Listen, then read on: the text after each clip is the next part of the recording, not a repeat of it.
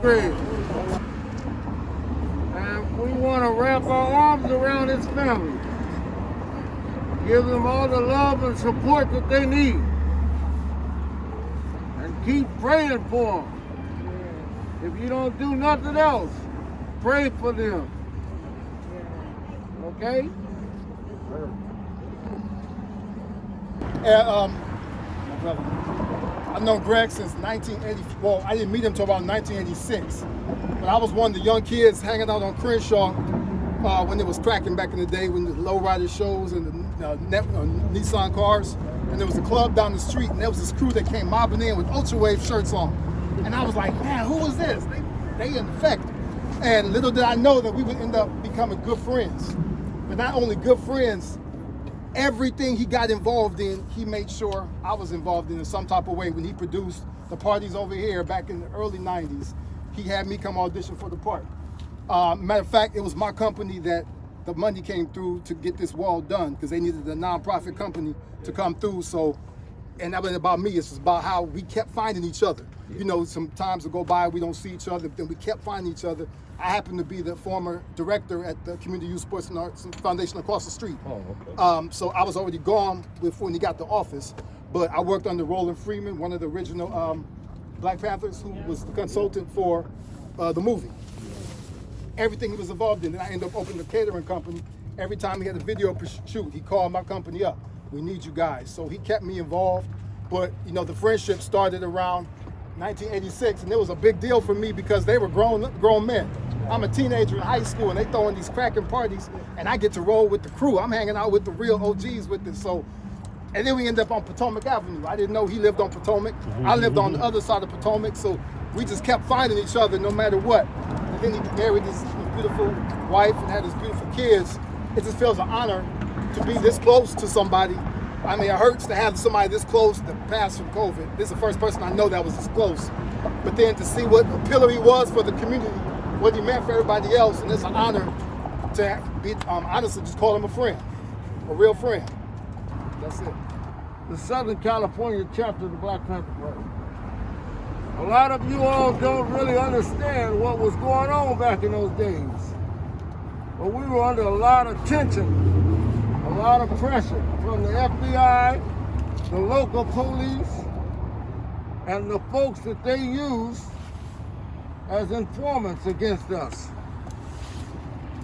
Over 40 Panthers got killed. Over 200 of us went to jail. There's some brothers that are still in the penitentiary since the summer of 1969. Y'all need to know that, because they were Panthers. And the fact that Gregory took it upon his life to tell the story about what we went through is a testament to what he was all about. He was a revolutionary. Can I get an amen? Amen. So, it is. Well, good evening, everybody. Much respect to the family, and for everybody that's here, thank y'all for coming. My name is Create. I'm one of the lead artists on the wall right here on the Crenshaw wall, and man, it's been like a great pleasure and an honor, because when we first started this wall, we was having some issues with, some things, some difficulties, and Greg stepped up to the plate. I've been knowing Greg since like the mid-90s or early 90s, and when he had a club called the Akibulon off of Western in 60-something, and ever since then, since I met him, me and him was always doing a lot of projects together with the artwork in different studios that he had, like down the street. And to make a long story short, he always collaborated in regards to utilizing the talents and the skills to build something. And it's like I'm just sharing them different testimonies and stories, because that's what we was all about. We was all about building and making an impact in the community. He had what was that building at? the building Right over here. here? Yeah, they're over there. 4828. Yeah, no, they're right It's here. down over yeah. there. There was one across the street. Yeah. 4828. Yeah. Oh, right there. Okay. Yeah. And you know, recently, well, not recently, a couple of years back, actually, he put the museum right there for the Black Panthers and the hip hop. And I was over there with him when he was putting down the footwork for it. He like created us. He said, "Man, my job is to tell the story, and don't let nobody else tell our story." And so, like Brother Muhammad was saying, it's very important that we continue to tell the story in its proper content, because that's one thing he always told me. He said, it's very important that we don't let nobody else take over what we're trying to do and trying to build here in the community. And so, you know, that's one of the things that's going to always stick with me. And other than that, you got any words you want to say? In 2010. But besides that, we worked on a whole lot of other projects. I took him everywhere I went. I went to Congress, he got to work on projects. I went to City Hall, we gonna hire Greg to do this. We worked on so many different things together, and we became so close.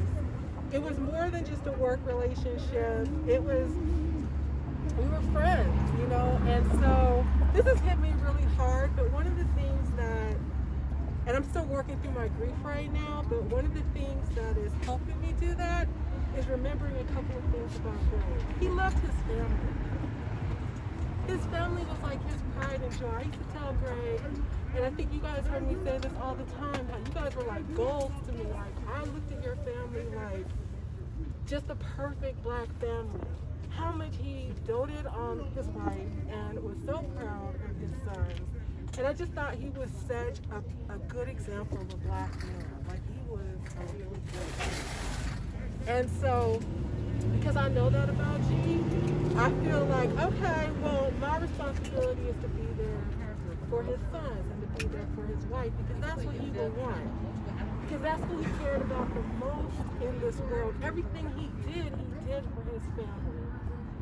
And so I hope that as we move forward and the days turn into weeks and the weeks turn into months and the months turn into years, that we don't forget them, and that we check on them and we make sure that they're okay and that they don't need anything, because it can be really hard to lose your father or lose your husband. I just lost like a best friend. They lost, you know, they're, like I said, a husband and a father.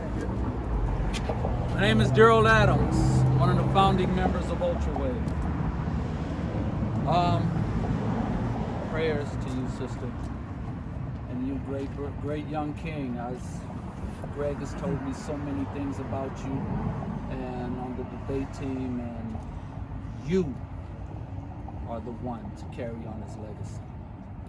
He talks about you, dude. When my birthday, he was in Berkeley with you. He speaks so highly of you, and he loves your dirty draws. And I mean that from the bottom of my heart.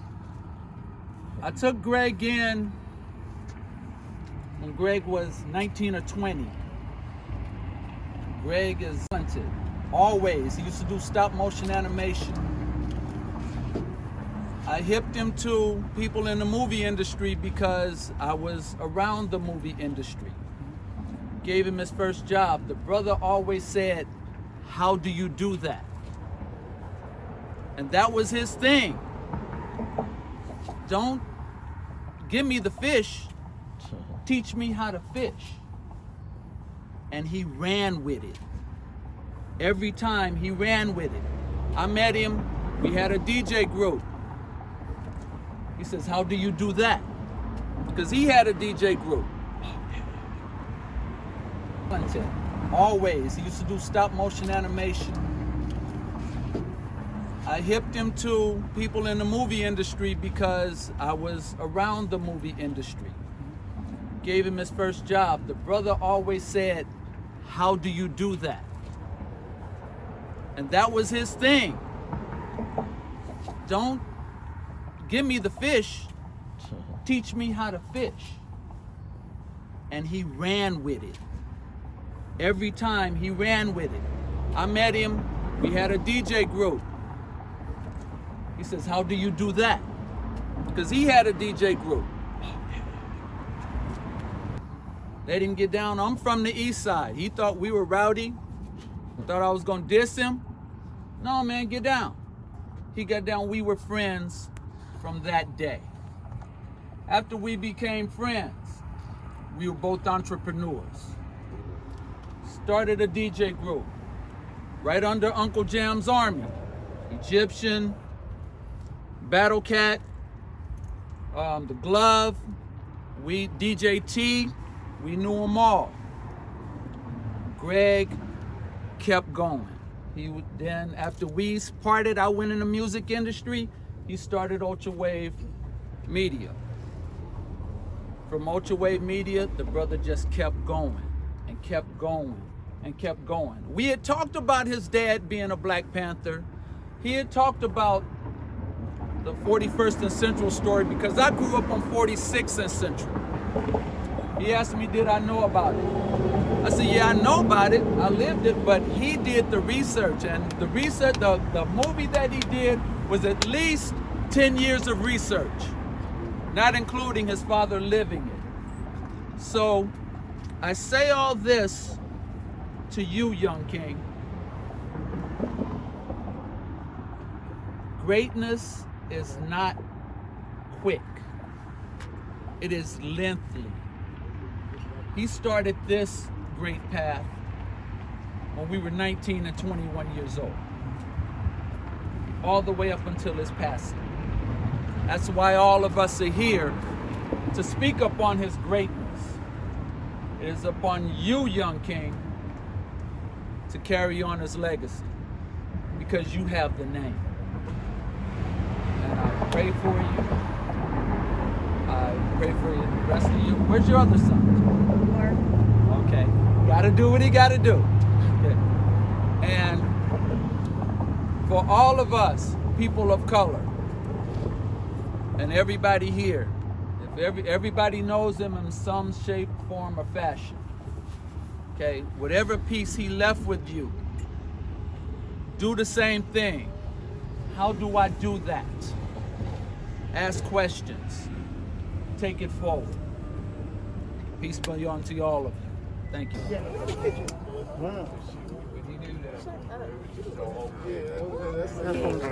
Create, just all around good dude. He looked out for me when I wanted work. He came and gave me little jobs and stuff. I did little video stuff with him. Me and Choice used to always go hang out with him all the time. I done worked on his cars, all type of stuff, man. We had a good relationship, man, and I know all his family. Everybody, almost everybody in his family. So I just want to say, just a good brother, man. You know what I'm saying? He's gonna be missed. All right. Don't fall too far from the tree. And the one thing that should lift all of us up that are standing here right now, we're still here. We chose to be here, and it matters. That's your mama? Yes. Only reason I ask, I want to be sure. I've been in your house before, and I saw the work that your father produced because he had a woman behind his side to let him go out there and do what brings us together right now. There's a brother standing over there, Larry Earl, who is my brother. And I'm glad y'all let me speak on this because this is important to me. And it should be important to you because you took your time to come and gather in remembrance of a brother that still lives as long as we do. I ain't making this shit up. This ain't Lent. I'm 66 years old. I'm representing and standing on the shoulders of my ancestors. And it's a blessing. Larry called me and told me where he was. He said, bring some candles. Somebody else thought about it first. And we need to light all of them up. But what we need to do is light up what we still have, which is life on this side. And if you really feel the way you feel about that brother, let's stop all that lighting candles and carry the the spirits of those that left before us.